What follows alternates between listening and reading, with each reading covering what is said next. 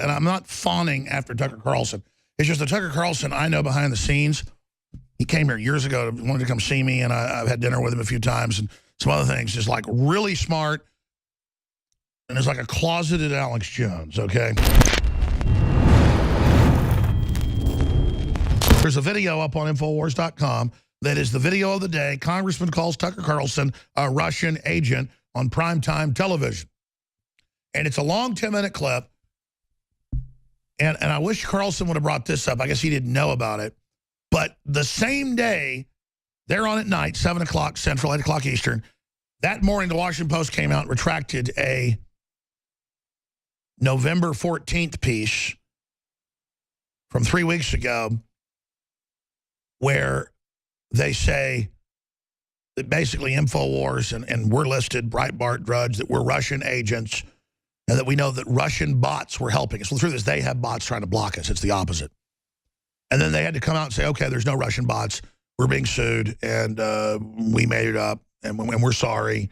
And by the way, we shouldn't say these things are all fake news. Yeah, you got to sue somebody. You got to prove it was a lie. Then when somebody's lost a bunch of lawsuits, you can say that's a quack site. Another trick they've got is there are real fake news sites that put out fake news stories all the time, and they're covered under the First Amendment, they're covered under satire, but they're not really operating as satire. New Yorker magazine does this more and more. Like a third of their writing is satire. They won't tell you it's satire. So more and more mainstream news has been arguing in federal court as well when they get sued that they're entertainment and they're allowed to put out fake news. That's the new thinking. On Jesse Ventura's TV show, they were like, we've got to say we're entertainment. Because if we get something wrong, it's okay if it's entertainment. That's what the lawyers are saying. And I didn't get that thinking. I thought you're covered under the First Amendment news gathering even more. But that's where the law's going now in rulings, that mainstream can be fake. Hell, an NFL ticket says it's not real and is entertainment. Now, I think most of it's real. There's some fake plays. Some people take a dive. But just in case, they're just telling you this is theater, this isn't real. Kind of like they tried to say with the whole primary situation. So this is just an intriguing clip. And again, watch the whole thing at Infowars.com. I'd love to play the whole thing, but at the time we have, we're going to go to this clip and then come back and take your calls on fake news. I mean, this is their move against free speech worldwide. The Chinese started banning free speech online. When Chinese started going online 20 years ago, you'd see it. You know, this guy was arrested for writing fake news on a message board. He's in a labor camp for 3 years. This guy repeatedly did it. He's being executed for fake news. That is a communist Chinese term.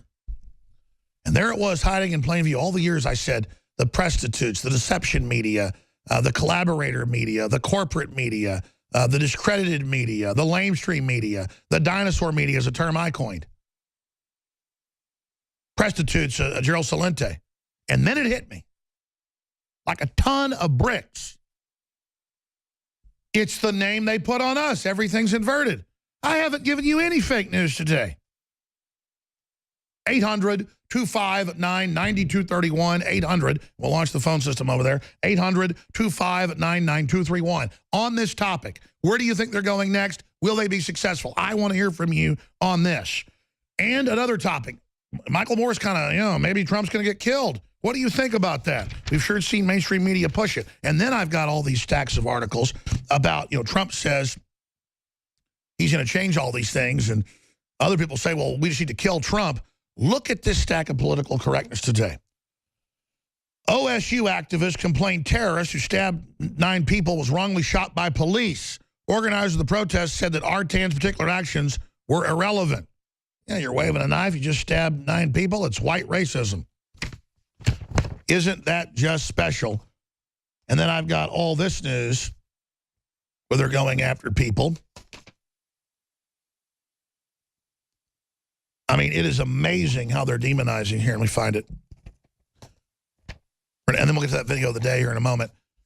Orange Coast college teacher calls Trump victory act of terrorism. We're really back to being at civil war. The leftist activists, the fascist activists that call themselves leftists and wear that camouflage politically are running around calling for physical attacks, murder, death, killing. They're burning Trump homes, people that support Trump. They're attacking people. They're kicking them downstairs. They're shooting people. And it's all supported. It's very sick. Black lawyer, free anyone charged with murdering whites. That's mainstream news. I mean, this is what I see every day. And then they say, I'm promoting violence. Divider in chief, Obama claims whites in northern states very different from southern states, very racist. And I've got a bunch of other ones right along that line as they try to divide this country. And then an Islamicist runs around from Somalia stabbing 9 people critically. He's waving a knife at the police. They shoot him, and that's an act of white racism. And the white students are saying that. They're so brainwashed in a cult, like, it's a black guy. He's killing white people. He's stabbing them. Give the man a medal. Put that officer in prison.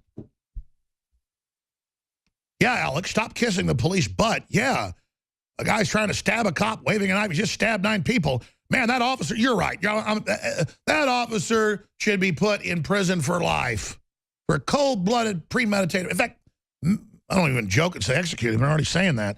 I mean, this is the fruitcake ville we've entered. But speaking of it, here's Tucker Carlson with Congressman Adam Schiff with a straight face going, we've got to pass the law in the Senate to shut down the alt-right. They're Russian agents, Russian bots.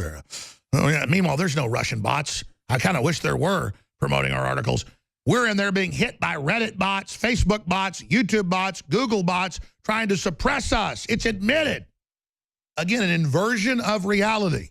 How dare that officer? I mean, this poor black man only had stabbed 9 white students. They deserved it. It was reparation.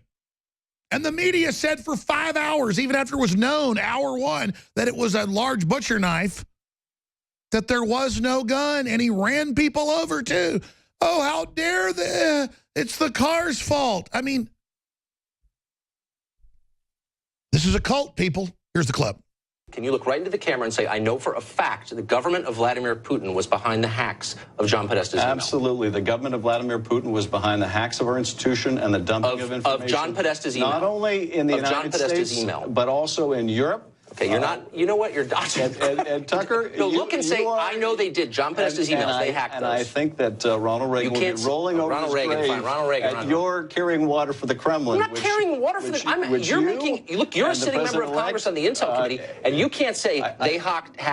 You're gonna have to move your show to RT Russian television, because you know what? That's just so beneath your office, because it's so dumb and you're being duplicitous. I'm asking you, did they hack Podesta's emails? And you can't say it. Like that, Tucker. You just said I was carrying. Oh, you said I was carrying water for Putin. That's pretty hilarious.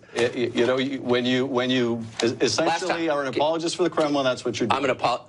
One last time, Congressman. Look into the camera and say they hacked John Podesta's emails. We know for a fact that Putin's government did that. You can't, and you know you can't, and you're hiding behind weasel words. I just said that say they hacked John Podesta's emails. Russians. I'm not going to be specific as. Oh, because you don't know it. That's why. All right, done.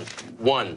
You don't know it, and you're alleging it without any evidence, and it's wrong. You're ignoring the evidence because you don't care. The fact that it helped the Republican candidate is all you need to know. Apparently. That's totally false. I just think if you're going to make a serious allegation about an actual country with an actual government, you ought to know what you're talking about, and you don't. I think that you ought to accept. I got to go. I'm taking cash from Putin now. I'm on RT. Republicans on the Intelligence Committee have seen for a fact. If you could say it, you wouldn't. No, they don't. And you know that. If you're willing to be in denial about this because it suits a Republican-elect president. Okay, whatever. You can blather on all you want, man, but I give you a chance to state it clearly, and you wouldn't, which tells you everything you know. All right. Or a president-elect. Okay. Not very much, apparently. I appreciate that. Tucker Carlson, he's using... I need to take a call from Vladimir Putin, so I'm going to put you on hold. Exactly. Oh, he's stealing my joke. Some of the electors who will pick the president in 2 weeks are... All right, that's enough.